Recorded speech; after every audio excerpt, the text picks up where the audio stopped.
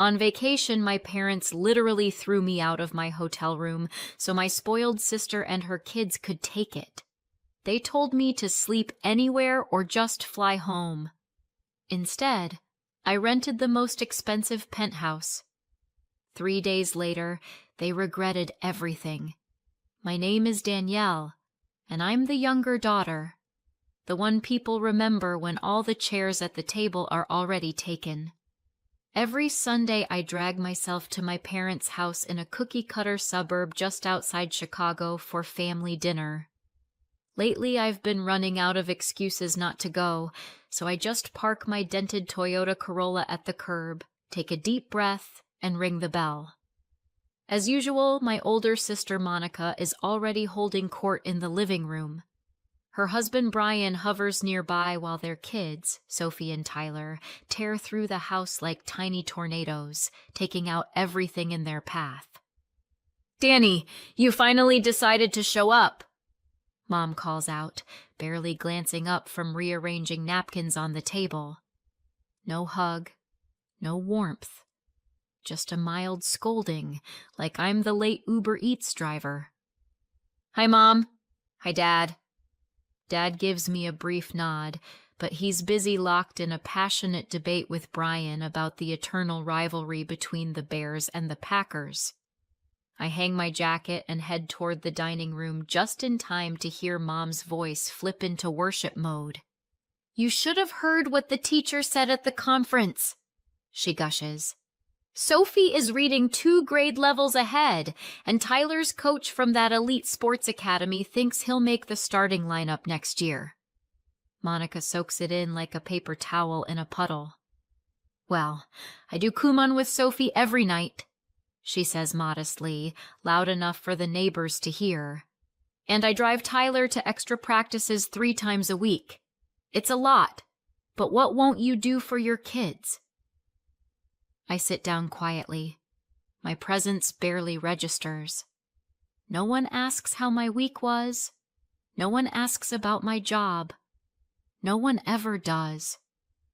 What they don't know, and have never bothered to find out, is that 3 months ago I pulled one of our biggest clients back from the edge of total collapse, got a fat bonus, and a promotion to senior project manager at a major tech company. The kind of salary that would make Brian choke on his craft beer. "Pass the potatoes, Danny," Monica says, giving me that look. The one that says, "Poor Danny. Still single.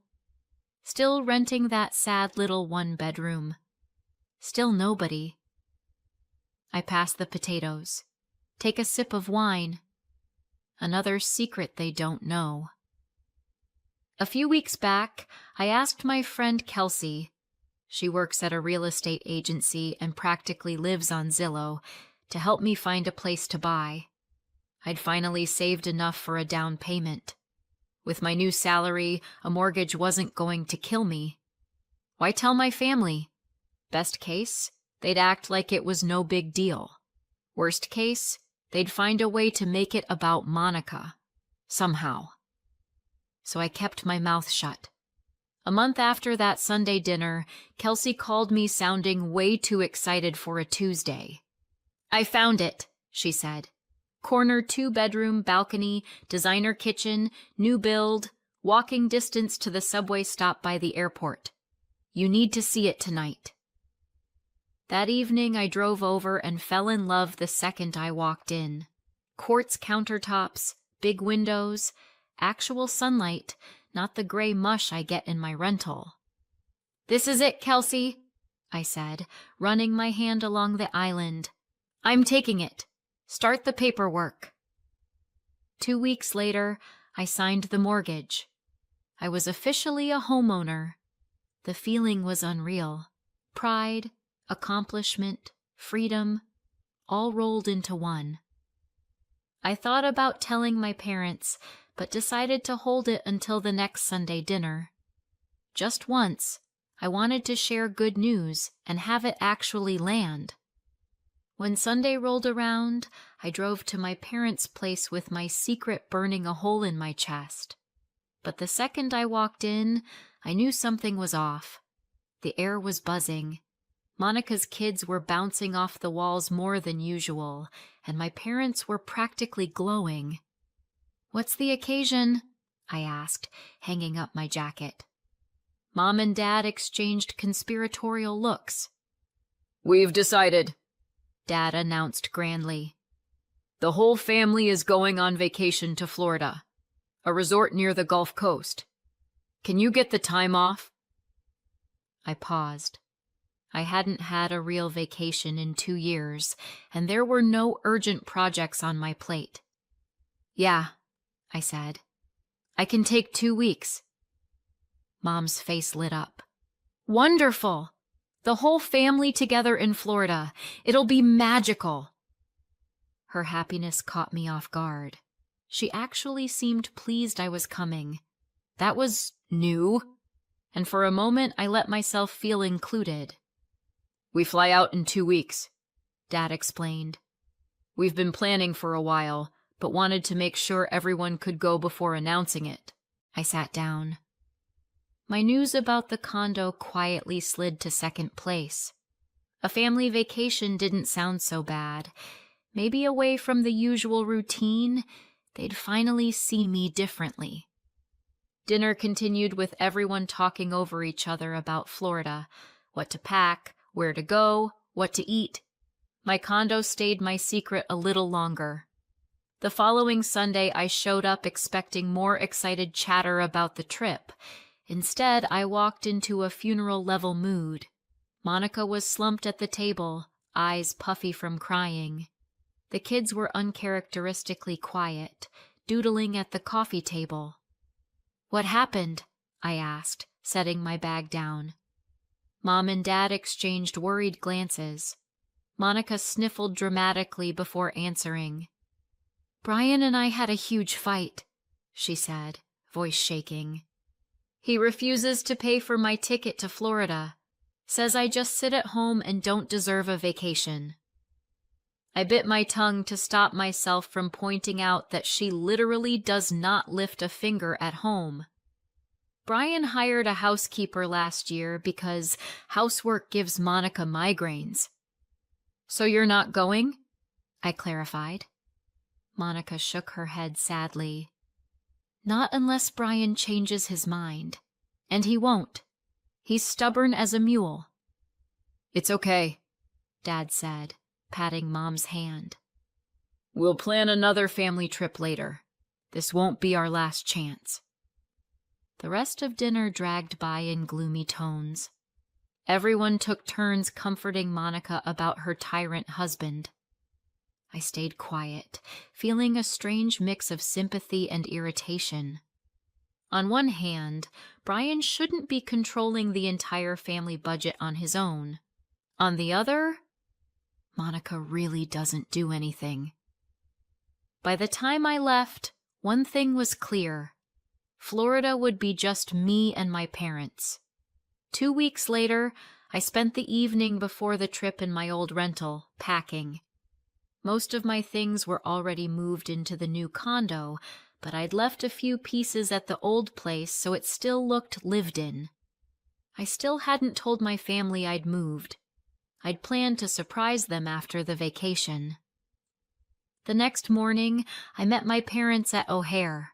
We checked in, boarded a Delta flight, and a couple of hours later landed in Tampa. Warm, salty air hit us the moment we stepped out of the plane. Despite my doubts about spending 10 days with my parents, I felt a little ripple of excitement. Our hotel was about a 20-minute drive from the airport, the kind of mid-range beachfront place with a decent pool and direct access to the sand. It was called the Pearl, because of course it was. At the front desk, a friendly young woman named Christina greeted us. "We're fully booked on standard rooms," she told me cheerfully. "You were lucky to reserve when you did. Right now we only have suites and penthouses open. Those are a different price point." "Got it. Thanks." I took my key card. My room was simple but clean. Queen bed, small balcony, shower. Exactly what I needed. I unpacked, changed into shorts and a tank top, and met my parents by the pool for cocktails. The first 2 days we explored the area, swam in the ocean, adjusted to a slower pace. And you know what? It was actually nice. Away from home, my parents seemed more relaxed, less obsessed with comparing me to Monica. I caught myself enjoying their company more than I had in years. On the 3rd day, everything went to hell.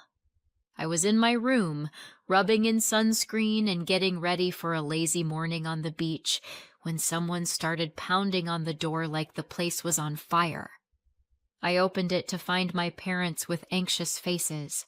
Behind them stood Monica, hair wild, eyes frantic, Sophie and Tyler clinging to her hands. "Monica?" I blurted. "What on earth are you doing here?" Monica collapsed theatrically onto my bed. "Brian and I are done," she declared. "We had a huge blow-up. I couldn't stand being in that house for another second, so I grabbed cash from his emergency stash and bought tickets for me and the kids." "You stole money from your husband?" I couldn't hide the shock. Monica shot me a death glare. "It's our money," she snapped. "Even if he manages it, I earned this vacation. And so did the kids." Mom nodded supportively. "Of course you did, honey. But where are you staying?" I glanced at their suitcases. "You booked a room, right?" Monica and my parents exchanged a look. "That's the thing," Monica said, her voice suddenly small. "The money only covered the flights. There wasn't enough left for a hotel. I thought maybe—" The realization hit me like a bucket of ice water. Christina's words from check-in echoed in my head. All standard rooms fully booked. Only pricey suites left. "Exactly," Dad said, looking right at me with a calmness that made my skin crawl. The room went quiet. Everyone stared at me, expectant. Finally, Mom broke the silence. "Danny, you need to pack up your things." "What?" For a second, I thought I'd misheard. Mom sighed, as if she was explaining something deeply obvious. "Sweetheart, think logically. Monica has the kids. Your father and I are comfortable in our room. You're alone. It makes sense for you to give up your room so Monica and the children can stay there." I stared at her. "You're asking me to move out of my room," I repeated slowly. "So Monica, who arrived uninvited with no hotel money, can have it?" Mom's expression hardened. "Don't be selfish. You're one person. They're 3. You can find another place. Or fly home early. Or just sleep on the couch somewhere," Dad added, as if this was a perfectly reasonable suggestion. Monica looked around my room like she was already mentally redecorating. "There's plenty of space," she said. "Kids can sleep in the bed with me. I'm sure you'll figure something out, Danny." I laughed. I actually laughed. That hysterical, slightly unhinged laugh that slips out when reality takes a sharp left. Mom didn't find it funny. "Enough!" she snapped. And then, to my absolute shock, she marched over to the closet, yanked out my suitcase, and started throwing my clothes into it. "Mom, stop!" I yelled, grabbing for the suitcase. She ignored me, stuffing my things in random piles. When the suitcase was full, she zipped it shut and rolled it into the hallway. "There," she said briskly. "Now Monica and the kids can settle in." I stood there, stunned. Monica was already telling Sophie and Tyler where to put their backpacks on the bed. Dad was collecting my toiletries from the bathroom into a plastic bag. I could have fought harder. I could have called the front desk and demanded they kick my family out. The room was in my name. I could have made a scene big enough that the hotel staff would still be telling the story to their grandkids. But standing there, looking at these people who were supposed to be my family, something inside me cracked, then solidified into something sharper, clearer. Without a word, I grabbed my purse and walked out, leaving my suitcase where Mom had shoved it in the hallway. Behind me, I could hear my parents and Monica already discussing who would sleep where. My first impulse was to book the next flight back to Chicago. But when I reached the front desk, a better idea started forming. I suddenly remembered what Christina had said about the suites and penthouses. She looked up when I approached. Her friendly smile faltered when she saw my face. "Ms. Danielle, is everything okay?" she asked. "Not really," I said honestly. "But we're about to fix that. You mentioned penthouses?" Her eyes widened slightly. "Yes, we do have a few," she said carefully. "But they're significantly more expensive than standard rooms." "How much?" She named a number that would have given me a heart attack 2 years ago. Now I didn't even blink. "I'll take your best one," I said. "Please." I followed the bellhop, who had collected my abandoned suitcase from the hallway outside my old room. We took a private elevator to the top floor. When he opened the door to my new place, I couldn't stop the small gasp.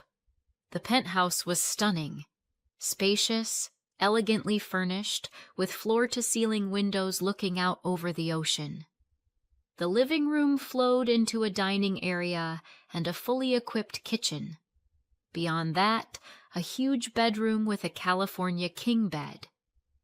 I opened the complimentary bottle of California Chardonnay, poured myself a generous glass, and stepped out onto the terrace.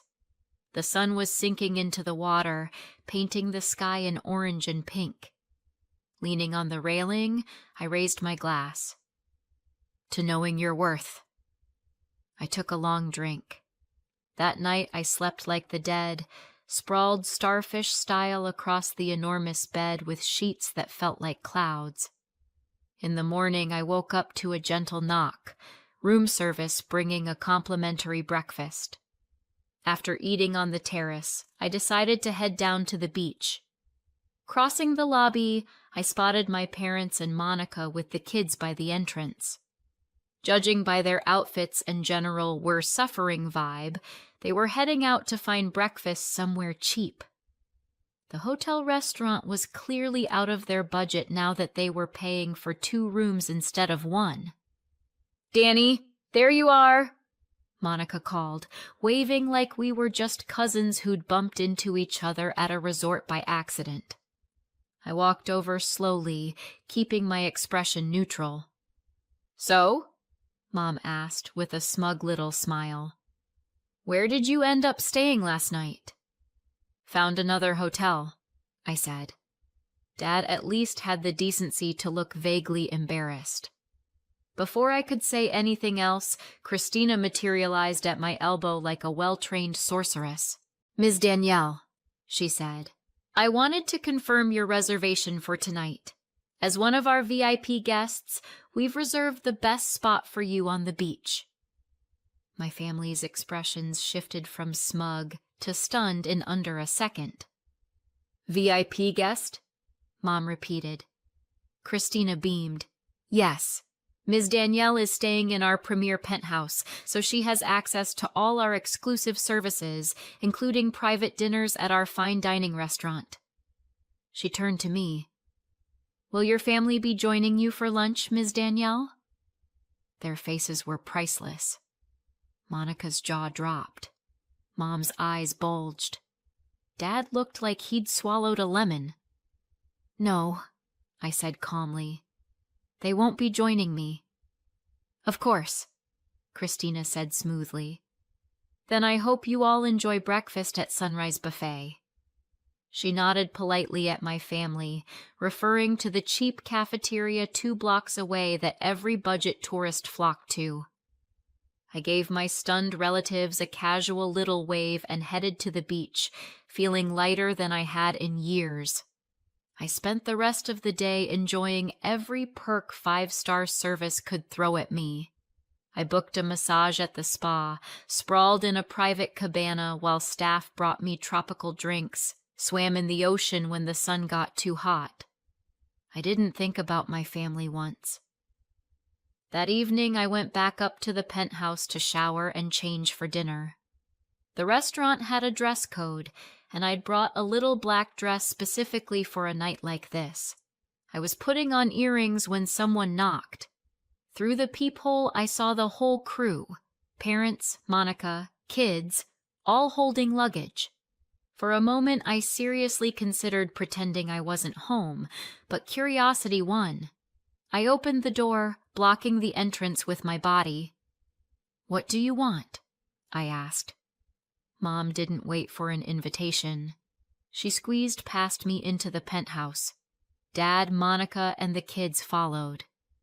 "Wow," Monica breathed, spinning around slowly. "This place is amazing." Sophie immediately flopped onto the couch. Tyler pressed his face against the window. I stepped in front of them. "Out," I said. "Now." "Danny, don't be like that," Mom scolded. "We've checked out of our rooms. Monica and the kids left yours too. We'll all just stay here together. There's more than enough space." I almost laughed again. "No," I said, once I found my voice. "You're not staying here. This is my room. I'm paying for it. You're not welcome." Monica stepped forward, her voice oozing sugar. "Come on, Danny. Don't be selfish. Look at all this room. We're family." "Family?" I felt my temper spike. Family doesn't throw someone out of their hotel room. Family doesn't turn their vacation into someone else's problem. Family actually cares about your life and celebrates your wins. "This is ridiculous," Monica snapped. "We already checked out of the other rooms." "Sounds like a you problem," I said. To quote Dad from earlier, "Danny, be reasonable," Dad said. "We can make this work." Or, I replied, picking up the room phone, "You can leave before I call security." "You wouldn't dare," Monica said. I dialed. "Front desk?" I said when they picked up. "I need security sent to my room to remove some unwanted guests." When I hung up, their righteous fury shifted to panic. "You're not serious," Mom whispered. "Completely serious," I said. "You need to go." "But where are we supposed to stay?" Monica's voice shook. "All the affordable rooms are booked." There was a knock. Christina arrived with 2 security guards. "Is there a problem, Ms. Danielle?" she asked. "Yes," I said. "These people need to leave my room and are refusing." Christina turned to my family. "I'm afraid I'll have to ask you to come with me," she said politely. "Wait," Mom blurted. "What about our old rooms? Can we go back?" Christina shook her head sympathetically. "I'm sorry, but as I explained at checkout, those rooms have already been assigned to new guests." As she led them out, Mom looked back over her shoulder. "This isn't over, Danielle." I closed the door without answering. On the terrace, my phone was buzzing nonstop. I finally picked it up. Text from Mom. "We're in a tiny roadside motel by the beach. 1 room for all 5 of us. The bathroom smells like mold. Hope you're happy." Text from Monica. "The kids are crying because the sheets are dirty. How can you do this to them?" I turned the phone off and set it aside. Their guilt trips might have worked once. Not anymore. For the first time in my life, I was responsible only for myself. And I was finally putting myself first. The rest of the vacation was bliss. I kept my phone off, checking it once a day in case of an actual emergency. The angry messages kept coming for 2 days, then suddenly stopped. Later I found out why. A hotel employee mentioned that my family had already flown home a couple of days earlier. Mom had left a message at the front desk. "We're going back home. Hope you're satisfied." I was more than satisfied. 2 weeks after I got back, I'd fully settled into my new condo and thrown myself into work. I channeled all the confidence I'd gained from standing up to my family straight into my job. I spoke up more in meetings, took on extra responsibilities. For the first time, I felt like I wasn't just surviving. I was building something. One afternoon, my phone rang. Mom's number. I'd been expecting that call, but my stomach still tightened. "Hello? Danielle, where are you?" Mom's tone was accusatory right out of the gate. "We went to your old apartment and they said you don't live there anymore." "That's right," I said. "I moved." Silence. Then Mom's voice came back, suddenly syrupy and curious. "You moved? Where? Give us the address. We all need to sit down, talk, and make peace." In the background, I could hear Monica whispering furiously. "I bought a place," I said. "My own place. I've got a mortgage." On the other end of the line, there was a stunned pause and then a muffled exclamation. "You bought a condo?" Mom finally managed. "When? How?" 2 months ago. I got a promotion and a pretty big raise last year, plus a bonus for that major project." "Why didn't you tell us?" Her hurt sounded genuine. It didn't move me. "When exactly was I supposed to tell you?" I asked. "At Sunday dinners where you only talk about Monica? On vacation, when you kicked me out of my room?"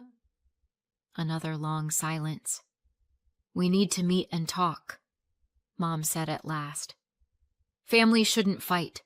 What's the address? We'll come this weekend." I took a deep breath. "No, Mom," I said. "I'm not giving you the address, and I don't want to meet. I need time away from all of you." "Danielle," her voice sharpened, "we're your family. You can't just cut us off." "Actually," I said, "I can, and until you understand why your behavior was unacceptable, that's exactly what I'm going to do." I hung up before she could respond. My heart was pounding, but my resolve was steady. In the months that followed, my family tried everything to reestablish contact. They called, they texted, they even sent emails to my work account. Some messages were furious, some were pleading, some were pure manipulation. I deleted most of them without finishing. Through mutual acquaintances, I heard that Monica and Brian's marriage was in serious trouble. The Florida incident had been the last straw. Now they were on the brink of divorce. I felt a flicker of pity for the kids. Then I reminded myself, Monica's choices are not my responsibility. I kept paying my mortgage, kept growing in my career, kept enjoying the quiet of my own space. A life finally built around my needs, not their expectations. They'd made it clear there was no room for me in the family unless I came last. So I stopped applying for a seat at their table, and for the first time in my life, I pulled up a chair for myself. So what do you think? Did I go too far or not far enough? Let me know in the comments and subscribe for more.